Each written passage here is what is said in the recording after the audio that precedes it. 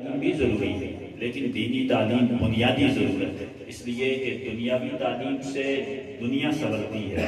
اور دینی تعلیم سے دنیا بھی سنورتی ہے اور عقبہ بھی سنورتی ہے۔ دوسری طرف میں یہ گزارش کروں گا اپنی بچیوں سے بھی، اپنی بہنوں سے بھی،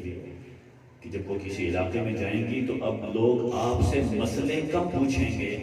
آپ کا عمل دیکھ کر وہ اس کو دین سمجھنے لگ جائیں گے۔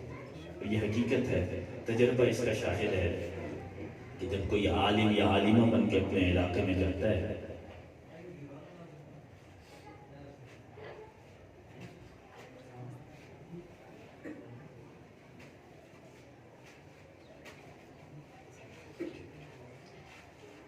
یہ تجربہ ہے کہ لوگ دیکھتے ہیں عالم آ گیا یا عالمہ آ گئی ہمارے علاقے کے اندر،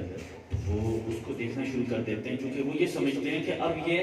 نبوی زندگی کا برتاؤ اور عکس ہے، یعنی محمدی زندگی جو ہم پڑھتے آئے یا سنتے آئے ممبروں پہ، کتابوں میں، اس کا عکس اگر ہم نے دیکھنا ہے تو ان علماء یا عالمات کو دیکھیں، تو ان کی غلط حرکت کو بھی وہ دین سمجھنے لگ جاتا ہے۔ اس لیے اپنی زندگی کا محاسبہ انہیں اور ہم میں سے ہر ایک کو کرنا ضروری ہے کہ زندگی کا کوئی عمل ایسا نہ ہو جس کو لوگ دین سمجھ کے ہماری زندگی سے سیکھیں اور کرنا شروع کر دیں، در حقیقت وہ دین نہ ہو اور یہ ساری زندگی کے لیے وبال جان بن جائے۔